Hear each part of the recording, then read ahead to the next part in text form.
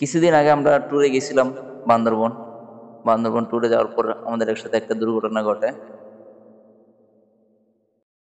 ঘটনাটা হইতেছে এরকম, বান্দরবন বলতে আপনার যখন আমরা আমরা ফার্স্ট অফ অল গেছি সাজেক, তারপরে গেছি বান্দরবন, তারপরে কক্সবাজার, তারপর দেন ঢাকা ব্যাক করছি। তখন আমাদের সাথে কাহিনী রয়েছে কি, তখন আমার বন্ধু রাইড করতেছিল আমার বাইকটা। আমরা ছাদেক যাওয়ার আগেই যেই খাগড়াছড়ি জায়গাটা আছে, সেই খাগড়াছড়ি জায়গাটায় আমাকে একটা অ্যাক্সিডেন্ট হয়ে গেল। কর্নারিং করতে যায়, কর্নারিং করতে পারে নাই, তারপরে জিনিসটা অ্যাক্সিডেন্ট হয়ে যায়।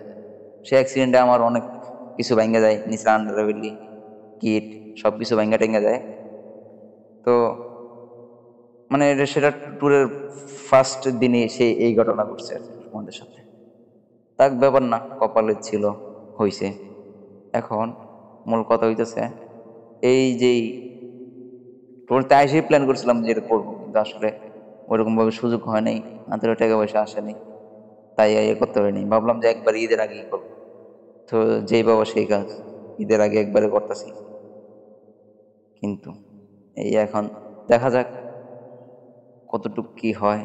ইনশাল্লাহ আপনাদের সামনে আবার এটা পুরো রিভিউটা নিয়ে আসবো কমপ্লিট হয়ে যাওয়ার পর, ঠিক আছে?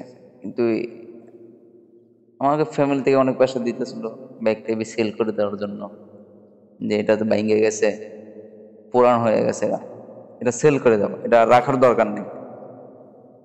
কিন্তু আমি বললাম না, এটা আমি রাখবো, এটা রাখবো। আর এটার রাখার কারণ হচ্ছে এটার যে ইঞ্জিন ওরে বাইরে পায়।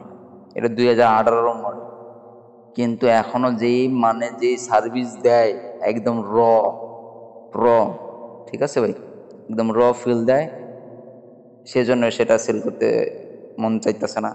অবশ্য সেল করে কি কিনবো, এরকম টাইপের একটা বাইক কিন্তু এরকম টাইপের তো আরো এর চেয়ে কত ভালো ভালো গাড়ি আছে, R15 আছে, MT-15 আছে, ঠিক আছে, তো হুন্ডার লেটেস্ট ভার্সন ওটাও আছে।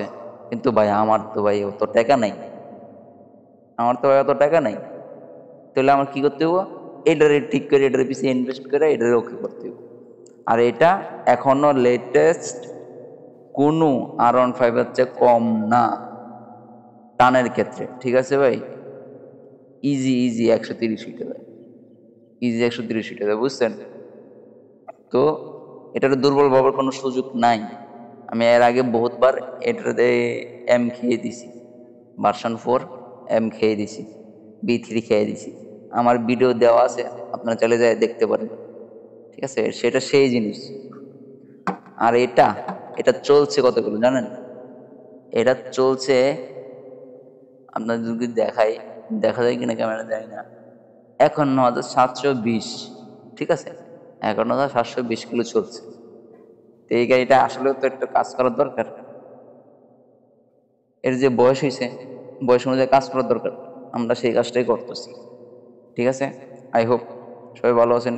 এই বাইকটার কেউ দুর্বল ভাবে নেবেন না, এটা দুর্বল ভাবার কোনো সুযোগ নেই, ঠিক আছে?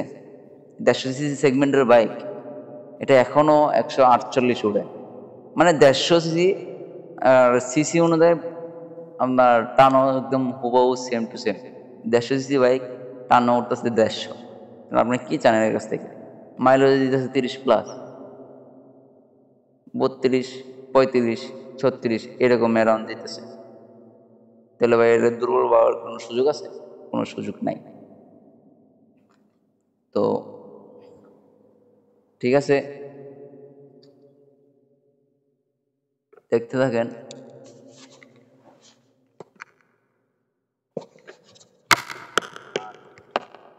আসলে এই হচ্ছে আমি আমি কোনো সময় ক্যামেরার সামনে আসি না। আজকে আমি ক্যামেরার সামনে আসছি, আসার কারণ হচ্ছে এটা, আজকে ক্যামেরার সামনে আসার কারণ হচ্ছে এটা যে আমার ফার্স্ট আমি আমার বাইকে রিভিউ দিতেছি, ঠিক আছে? সেই জন্য ক্যামেরার সামনে আসলাম। আর ভালো লাগলে একটা লাইক কমেন্ট করে দিন।